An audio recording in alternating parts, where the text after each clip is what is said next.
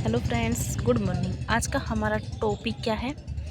देखो, मैं एक्सरसाइज करवा रही हूँ, ठीक है। और एक्सरसाइज के अंदर आज हमारा देखो नाउन का हो गया है, प्रोनाउन का हो गया है, एडजेक्टिव का हो गया है। और आज मैं क्या करवा रही हूँ, वर्ब का करवा रही हूँ, ठीक है। कि कुछ खास जो इम्पोर्टेंट वर्ब होती है उनके बारे में आज हम पढ़ेंगे। इसके अंदर क्या है, हमारा फर्स्ट क्वेश्चन क्या है कि walking is good for health, ठीक है। तो यहाँ पे अंडरलाइन वर्ड कौन सा है? वॉकिंग है, ठीक है। वॉकिंग का बताना है कि ये जिरंड है, इन्फिनेटिव है, प्रेजेंट पार्टिसिपल है या पास्ट पार्टिसिपल है।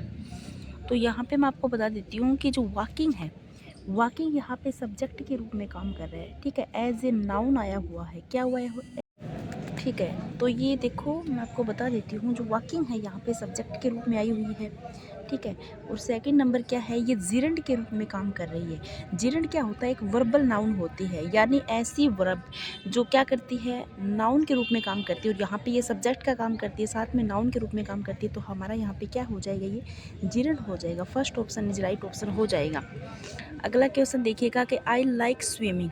देखो यहाँ पे अंडरलाइन जो वर्ड है वो स्विमिंग के नीचे है, ठीक है। स्विमिंग का हमें क्या बताना है, वर्ड्स है उसके अंदर बताना है कि क्या चीज़ है, वर्बल नाउन है, वर्बल एडजेक्टिव है, या फिर वर्बल प्रोनाउन है, या फिर नन है। देखो मैं आपको बता देती हूँ कि यहाँ पे जो फर्स्ट ऑप्शन हमारा क्या है, वर्बल नाउन है। वर्बल एडजेक्टिव जो वर्बल प्रोनाउन है ये तो कोई होता ही नहीं, ये नन वाला ऑप्शन ही है, वर्बल नाउन होता है, ठीक है। स्विमिंग क्या है, यहाँ पे वर्बल नाउन है। जैसे हम वॉकिंग पढ़े थे स्टार्टिंग में, तो वो भी क्या है, एज ए नाउन यूज हुआ है, लेकिन वो सब्जेक्ट के रूप में हुआ है, ये ऑब्जेक्ट के रूप में हुआ है, ठीक है। ये ध्यान रखना है आपको। अगला क्वेश्चन देखिएगा। अब देखो ये जो अब दोबारा आ गया है, ठीक है। दोबारा क्या आया है, स्विमिंग वर्ड आया है दोबारा कि I like swimming. Swimming word का हमने क्या पूछा, सेंटेंस में स्विमिंग वर्ड का पूछा है कि एन एडवर्ब फ्रेज है, an object made of present participle है, या a gerund is used as an object है। तो हमें ये देख के बताना है कि ये एडवर्ब फ्रेज है या an adjective made of present participle है, या a gerund is used an object है। तो मैं आपको बता देती हूँ इसके अंदर क्या आएगा। देखो ये तो कंफर्म है कि जिरंड है, और जिस ऑप्शन में जिरंड है वो हमारा राइट होगा, ये तो कंफर्म है। लेकिन एडवर्ब है, ऑब्जेक्ट है, जिरंड है, तो एक ही ऑप्शन ऐसा है, कॉमन सेंस लगाना है, एक ही ऑप्शन ऐसा है जहाँ पे जिरंड का नाम, तो जिरंड का नाम देखते ही हमें क्या, यहाँ पे देखो ऑब्जेक्ट मैंने आपको बताया था ऊपर वाले में भी, ये स्विमिंग है, ये क्या है, ऑब्जेक्ट है, ठीक है। तो आई लाइक स्विमिंग है, तो ये जिरंड भी है और ऑब्जेक्ट भी है, ठीक है। इसलिए a gerund is used as an object हो जाएगा। अगला क्वेश्चन देखा 4 नंबर, ठीक है। 4 नंबर देखिएगा आप कि नो स्मोकिंग, स्मोकिंग। तो यहाँ पे हमें क्या बताना है, ये जो स्मोकिंग है ना, इसके नीचे अंडरलाइन है, तो इसके अंदर ए प्रोग्रेसिव एस्पेक्ट है, ए जीरंड है, ए प्रेजेंट पार्टिसिपल है, या एन इंडेक्टिव मोड है। तो ये आपको देख के बताना है कि क्या है इसके अंदर। तो मैं आपको बता देती हूँ, जो स्मोकिंग है ना, यहाँ पे स्मोकिंग है, प्रोग्रेसिव एस्पेक्ट में नहीं है, ठीक है। क्योंकि प्रोग्रेसिव कब होता है, जब इसके साथ कोई हेल्पिंग वर्ब दी हुई होती है, या फिर कुछ और रूल, जैसे कोई पेशु वगैरह कोई सेंटेंस दिया होता है। अब यहाँ पे प्रेजेंट पार्टिसिपल भी नहीं है और इंडिकेटिव मूड भी नहीं है। यहाँ पे क्या है, फर्स्ट हमारा जिरंड है। ये स्मोकिंग भी यहाँ पे किसका काम कर रहा है, जिरंड का काम कर रहा है। क्यों कर रहा है मैं आपको वो समझा देती हूँ।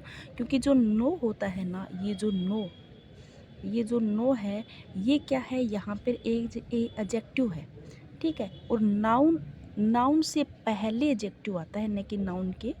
यहाँ पे देखो ये जो स्मोकिंग है ये एज ए नाउन है, ठीक है, नाउन है, और ये नो है, यहाँ पे एडजेक्टिव है। तो स्मोकिंग यहाँ पे क्या हो जाएगा, जिरंड हो जाएगा, ठीक है। अगला क्वेश्चन है कि seeing is believing, underline word.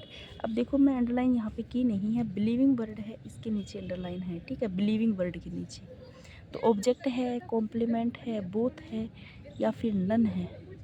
देखो सीइंग इज़ बिलीविंग है, देखो दोनों की ही आईएनजी फॉर्म लगी हुई है। तो मैं आपको बता देती हूँ कि ये हमारा जिरंड तो है ही है, लेकिन इसके अंदर देखो ऑप्शन अलग दिए हुए हैं, ऑब्जेक्ट है, कॉम्प्लीमेंट है, बोथ है, या फिर नन है।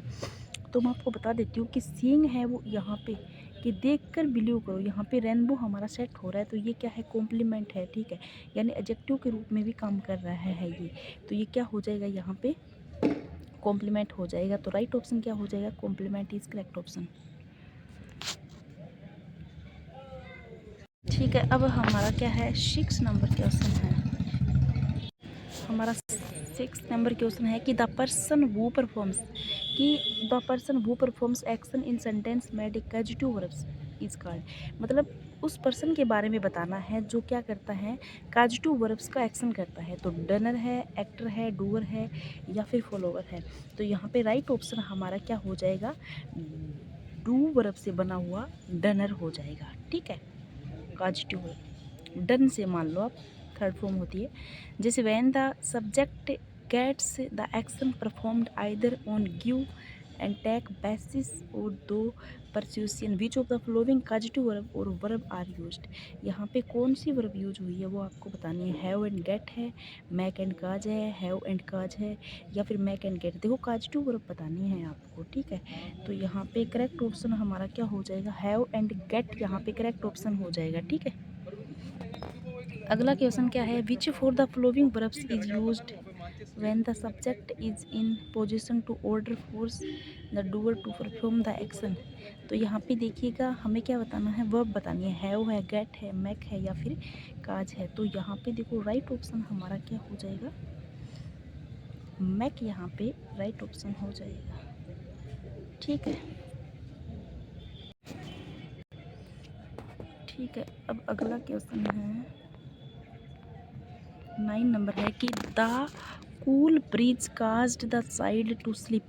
तो अंडरलाइन वर्ड कौन सा है? काजिटिव वर्ब है, पास्ट पार्टिसिपल है, जिरंड है या नन है। देखो इसके अंदर अंडरलाइन वर्ड मैं आपको बता देती हूँ। जो काज्ड है ना, ये यहाँ पे अंडरलाइन वर्ड है। तो ये काज्ड आपको बताना है कि काजिटिव वर्ब है, पास्ट पार्टिसिपल है, जिरंड है या फिर नन है। तो मैं आपको बता देती हूँ ये क्या है, काजिटिव वर्ब है। ठीक है, काज्ड वर्ब।